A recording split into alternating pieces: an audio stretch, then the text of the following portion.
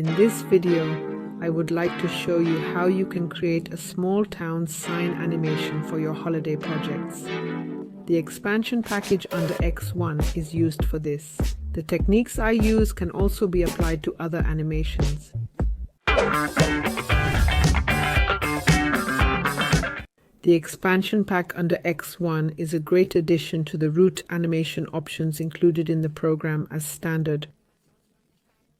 Among other things, these graphics are also included, and we are looking for animations from them now. I'm here in Video Vision. However, the expansion pack also works in Photo Vision and in Stages. Let's start with a very simple version. I'll insert an image. I'll crop the image and increase the display duration. We can ignore the fade in for now. I don't choose one. Now I go back to the Objects tab and get my town sign and insert it below the picture. The gap here in front ensures that only the photo is visible first and the sign appears a moment later. Over here too, I'm increasing the duration slightly. To enlarge the sign, I pull on the selection frame and then I look for the right spot in the image, and then all that's left is the text. I switch to the Text tab and enter my title. The font color should naturally be black, not bold and without a border.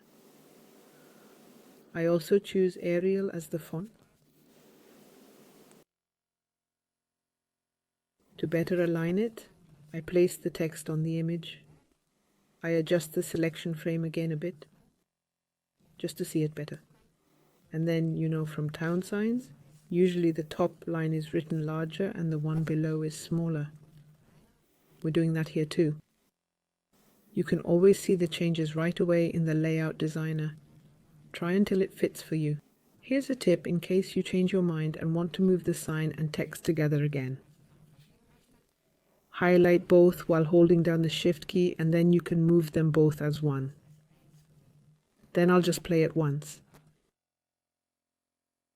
We see that the sign shows up suddenly and the text appears afterwards. We're changing that now. What's more, the image or the sign gets the fade in that slides from the right.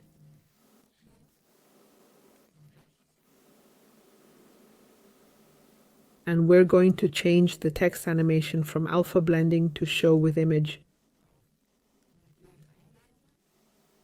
And under Customize, we also set to hide with image.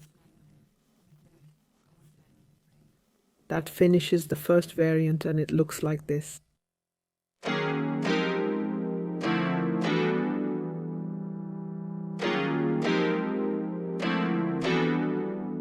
That was a very simple example. Of course, it can get even more complex than this. I'll get the next picture and put it in a chapter object again.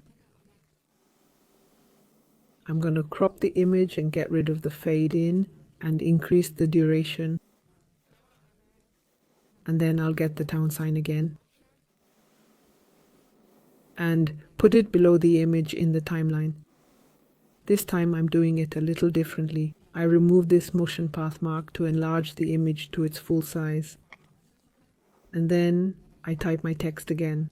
Customize the text's appearance and font. You already know how to do it. Also in this example, I'm choosing as text animation with image fade in and fade out with image. In this example, I don't want to put the sign on the photo but in front of it. I'm placing the labeled sign in a flexi collage. If I select the flexi collage, I can reduce, move, enlarge, and freely position the selection box in the Layout Designer. And this flexi collage is now going to have a fade in, specifically a push from below. I'll play it once more right now. The sign slides up over the photo from below. The photo can now be given a camera pan, so there's some movement in the background. I'm setting the camera pan here with 2 marks. The first section is below, and the second one is a bit smaller, roughly at the picture center. And the pan should last 10 seconds. I'll lengthen the image. Then I'll switch back to the motion pool mode. Then I'll play it once.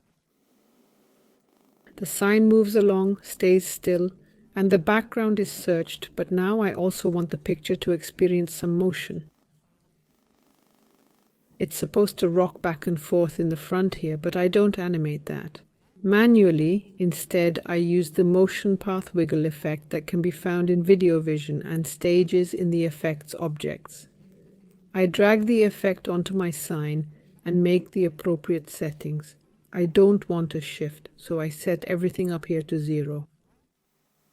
I'd like a rotation in the set angle, and it should occur in the value range of -5 to 7. The duration of such motion should be 4 seconds, and there should be no time interval between the movements. I also tick without returning to the starting position, so the picture does not keep getting displayed straight. You can see the result here.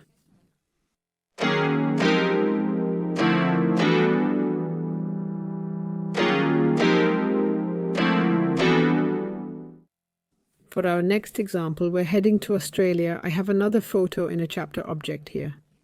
The photo has a camera pan and no overlay. Then for this example, I'm using a different sign. I increase the sign a bit and place it in the middle.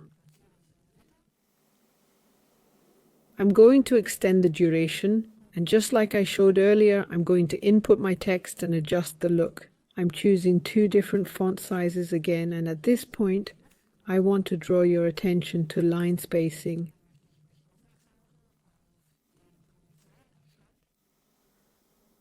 When I highlight the text and reduce the line spacing, you can nicely observe how the 2 lines move towards each other, and when speaking of Australia, the kangaroo is a must. It goes on the sign. The animal is also reduced in size and placed on the sign. Then I remember to set the text animation with fade in image and fade out image.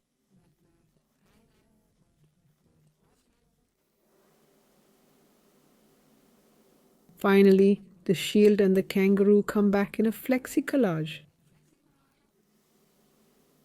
And the flexi collage also gets a fade in once more, again at the kangaroo, which should be more to the right. Then the flexi collage gets another fade in, but slanted this time. The slant should be from below, and I'd like a following swing movement, but no zoom. And I'll also increase the duration. Then play it once.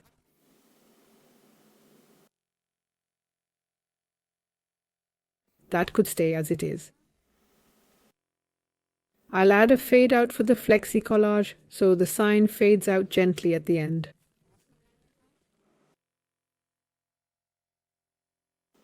But here's another suggestion.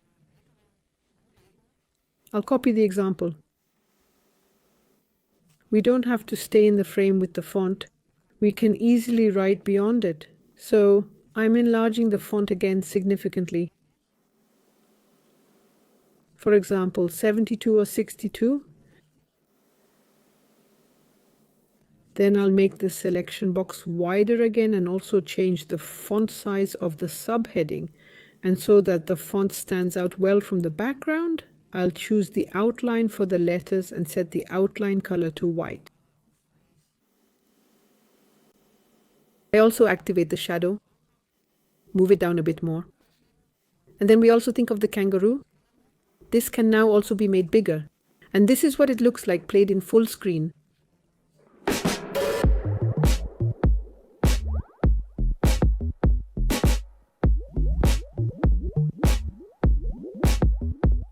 The examples shown also work again with videos as the background.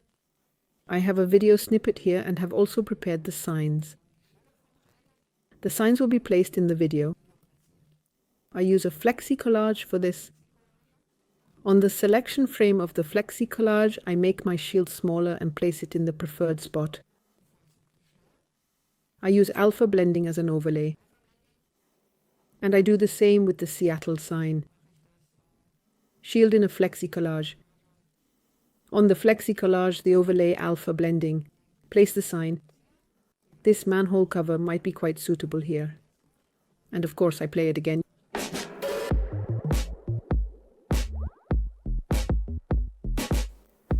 You could of course also use other overlays. Try it out.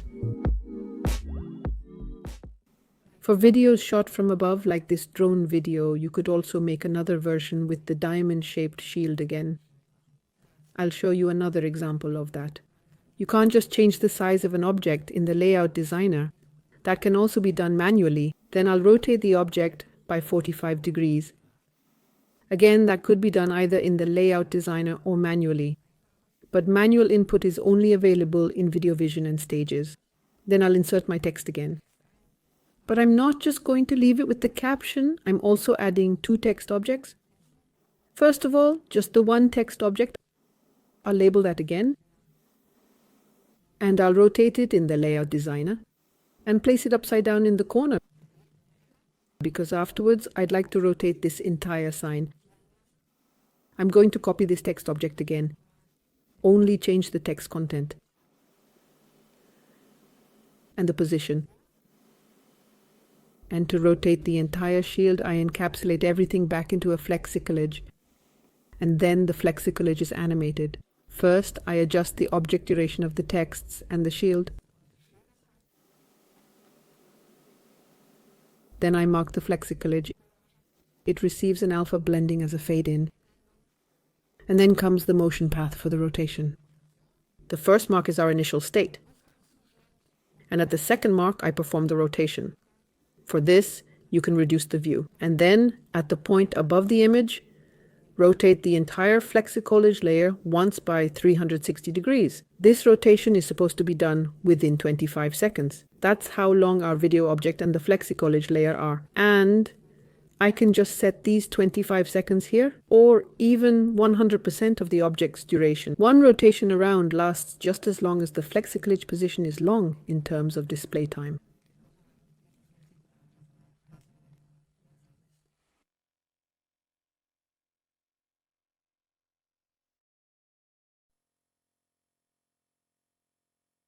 So the sign doesn't cover the whole street anymore. We could give it some transparency. Or we can work with an effect like the layer effect. I'm going to close the Flexico layer and drag the layer effect onto my video. That puts my video directly into the content track of the layer effect. And all I have to do is drag the Flexico layer into the effect layer. I'll highlight the layer effect to see its settings. I'll leave it on edition mode. I'll just lower the strength a little and play it full screen.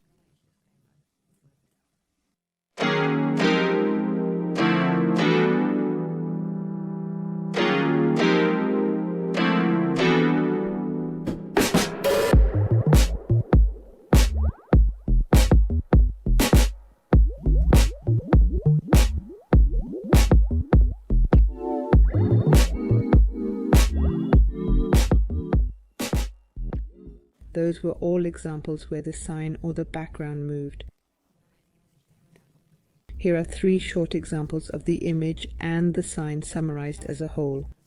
All examples are available as VIP projects. I don't want to put a sign in the water, so I'm going to use this lettering. I'm going to reposition it, add text, and give it a little shadow at the top of the caption.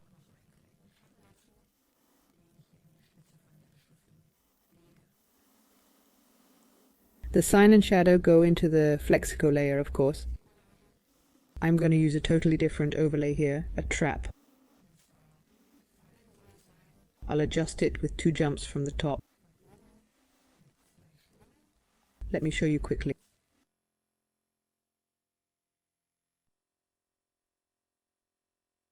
And now I want to zoom closer to the ship, but keep the shield in the same position.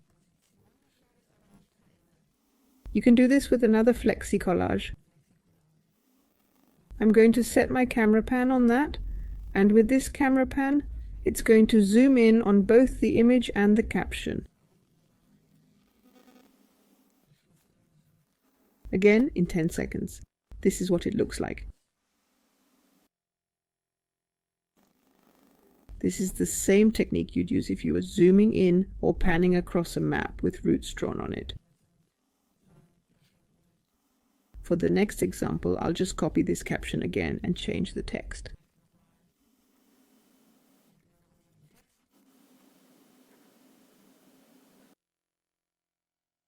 The yellow doesn't go so well anymore, but you can easily change the color in the image editor. I'm going to use color, check the colorize box and use this red. I'll then use the flexi position to position my lettering again, and so that I can zoom in on both the image and the flexi position equally, I'll put them both in an additional flexi position and pan the camera on it. I'll use this last picture and I'll show you the result in a moment. I hope you found a tip or two you can use. And if you liked the video, I'd appreciate a thumbs up. Thanks.